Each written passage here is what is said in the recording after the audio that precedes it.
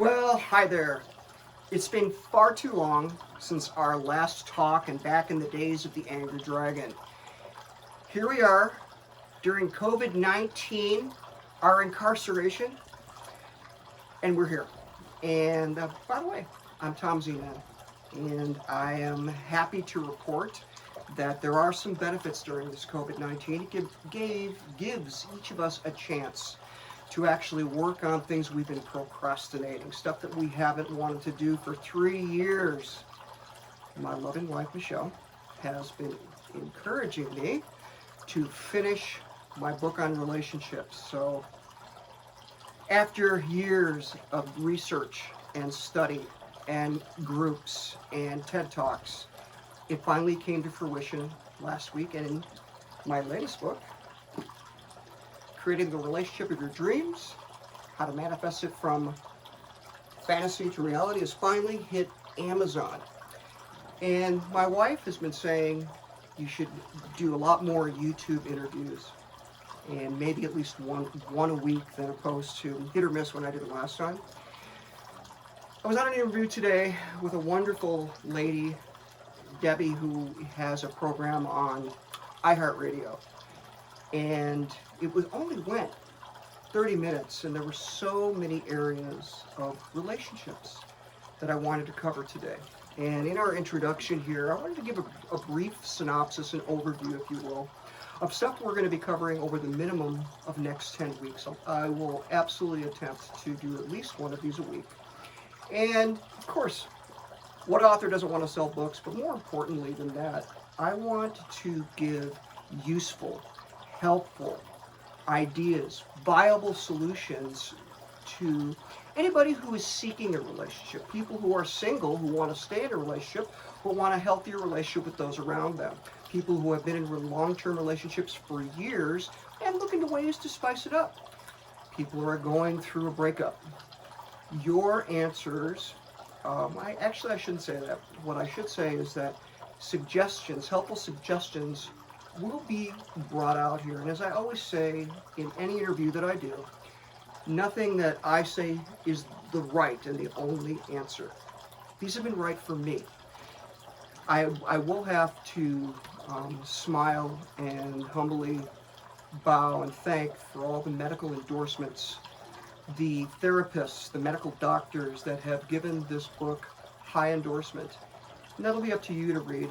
You can read them. I'm just going to share some ideas, and we'll just sit here and kind of have a fun talk. So let's talk about the introduction. Why? Why another book on relationships, you might say? There's hundreds out there. In fact, I was having a talk with one of my great friends, Mark. When I had all these notes written down and pages and boxes and research all over the house, and I finally said, I'm going to do it. I'm going to remember, this is 3 years ago. I'm going to do it, and we're sitting there enjoying an icy cold malty beverage on a beautiful day like this in the Pacific Northwest. And he's a smart guy. He doesn't sugarcoat anything, and he asks the tough questions, which I need. And he says, Tom, well, let me ask you about this. Why your book with all the other books that are out there? And I said, that's a great question. And I pondered it for a second before I answered him, and I said, as you know, Mark, I've been doing a ton of research. I've read some of the best known and loved artists out there now, such as Dr. David Viscott, Gary Chapman, John Gray, Men Are From Mars, Women Are From Venus, Gary Sellier. I've watched the TED Talks. I've watched Brene Brown's amazing, Simon Sinek, just wonderful stuff. Hundreds of hours, actually. I had been putting in Q&As to my test groups on Facebook and other platforms, asking the question, what's the secrets? What are the secrets to long-term relationship? What were they looking for? What would they not stand? What were boundaries? And I just kept taking copious notes. And I went everywhere. New York Times articles, PBS, any place I could find it, until finally I could put it in such a way that it could not just be understood intellectually but emotionally, and taking it step by step. And it dawned on me that this book was creating the relationship of your dreams, from fantasy to reality. He kind of smiled and he goes, oh yeah, from your dreams? And I said, absolutely. He goes, well, how is that possible? Again, great question, Mark. The way that it worked for me, because I had ended, if you've watched any of the other YouTubes, I had ended a wonderful marriage with a great woman of 17 years because I was an idiot because of my anger. That's in other YouTubes. But I had to take really a look at myself. I had to be willing to see myself in an unflattering light. So much so that I went to old girlfriends, which I talk about in the later part of the book, of, you know, well, how did I screw up? You know, what did I do wrong? I mean, and I probably knew a lot of the answers ahead of time, but it just was kind of a way of closure, and they were blown away that I even remembered them or was able to follow them, find them, and we can cover that more. But I did that, and it dawned on me that there is no magical way to do it, but there are wonderful steps that anybody can do if you're looking to create a relationship. And the first part of it, again, starts inside. It starts with forgiveness. It starts with forgiving yourself. You're not the same person that you were years ago, not even a week ago. You're not the same person who made those mistakes that still may haunt you today. Forgive yourself. Forgive the people in your life. You hold on to anger and resentment. It creates a lot of guilt. It creates problems that will seek expression until you can come to terms with that. It doesn't allow you to really experience the full you. So again, I digress. My ADD kicks in once again. We examine ourselves. We see ourselves in an unflattering light. We forgive ourselves. And then, at that point, we're ready to do the inner work. These are things that you're going to know. Things in areas that you fall short in. Only you are going to know them. I had a lot of them. I was a narcissist. I was an anger dude. All my mistakes I want to bear to the world so that you can live vicariously through mine and not have to make them. You do the stupid, idiotic things that I did, and you can, glean from it. So doing that inner work, and then adding to the emotional soil, doing my emotional gardening here of watching videos, things that I needed help on, and talking, and getting the help I needed before I was ready to actually go out into the world and do it. And there's a lot of ways to do it. Now I realize those watching this right now, and this may be watched in the future, but COVID-19 is real. It's put a damper on dating, per se, but there's still benefits that we can do as well in Zoom, and we'll talk about those in future things, but there are still ways to do it.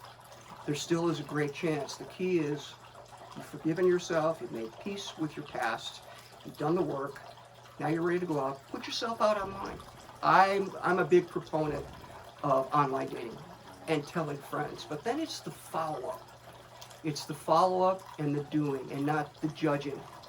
Now you may know after, a couple times, 3 or 4 times, this isn't the person. Just from the heart, tell them the truth. Don't just ghost them. Tell them the truth. Why it isn't, hey, you still want to be friends. It hurts, but it's far better than leading someone on. I know I hated that. I'm sure people watching didn't like that either. And then you can take it. So again, you're doing the work. There's really nothing magic about that, but you follow the steps and magical things happen. Magical things happen. I mentioned earlier, I was on an interview today. And this just gave me this idea that we're going to share these in different segments because it was just so fast and I felt bad. I didn't want to take up her whole time, and I can talk. I can talk. But these are some of the questions she had, and I will address these as time goes on. And plus, if you find me on Facebook, private message me, ask me, mention things that you would absolutely like me to discuss, and I'll do the very best I can. But this is some of the things she talked about today. What would you say the first step in finding the relationship of your dreams is to love yourself? Absolutely. We talked about how does anger impact a relationship? How did I deal with childhood traumas that affected me as an adult, and how did I resolve them? How does taking responsibility impact a relationship? Here's a big one. What does it mean to fall in love with love? And why that's not necessarily a good thing. We're going to talk about emotional gardening, emotional soil. I talked about getting back to my girlfriends. And rather than just glaze over these. I want to share some, some heartfelt stuff. I'm going to bare my soul here.